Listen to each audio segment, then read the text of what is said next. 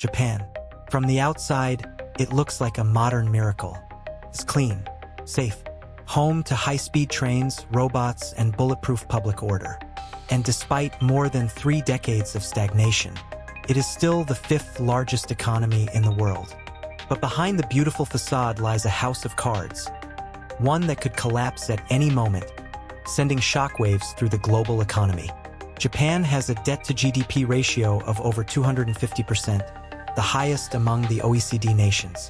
This population has been shrinking for over 15 years now. This bond market is faltering and is only supported by its own central bank, which owns more than half the government's debt. After decades of ultra-low interest rates, Japan is slowly waking up to a painful reality that there is no easy way out. So how did this happen? Why does it matter to the rest of us? This is the story of Japan's debt crisis that now threatens not just its own future, but the stability of the global economy.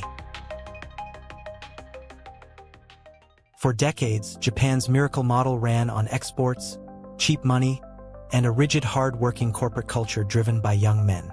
But in 1990s, the economy broke and went into a prolonged stagnation.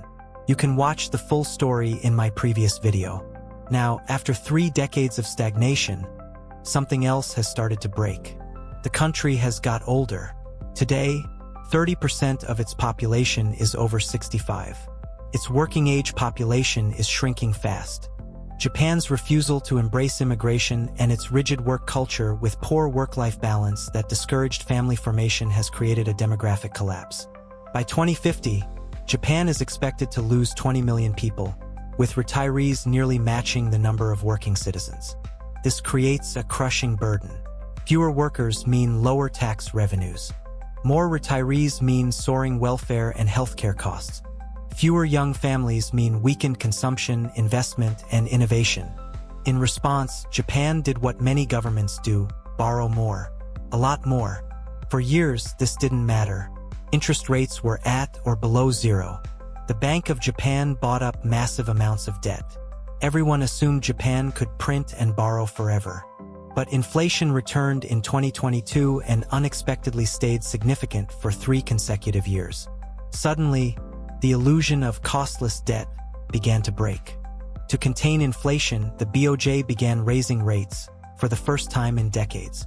But higher rates mean higher debt servicing cost, and given Japan's massive debt load, something worse happened. Bond investors started walking away. Bond auctions failed. Yields soared. And Japan was caught between 2 terrible choices. Either raise rates, explode the national debt, or keep rates low, devalue the yen, and worsen import inflation. At this point, you might wonder, why should I care? Well, because Japan isn't just another economy. It has been the biggest lender in the world for 34 years and was just taken over by Germany recently. Holds over $1 trillion in U.S. treasuries. Owns trillions in global stocks, bonds, real estate. It also funds global markets through the yen carry trade. Although its volume is difficult to quantify precisely, but estimates range from $350 billion to trillions of dollars. Here's how the carry trade works. Investors borrow money in yen at near 0%. Convert it to dollars. Invest in higher yield assets abroad. Pocket the gains and pay back the zero-interest loan. It's been called the global money glitch, a loophole that fueled risky bets all over the world. Now, the scale of it has become too big, and the trade only works if yen stays weak and rates stay low. But recently both have started to rise, and the trade has started to unwind fast. In 2024, as the BOJ was forced to raise the interest rate for the 2nd time in the year because of weakening yen and worsening inflation, Japan's stock market crashed. U.S. stocks and Treasury took a hit. Global investors scrambled to cover losses. And in 2025, that unwinding is still happening. Every uptick in Japanese rates threatens to pull money out of U.S. bonds and stocks.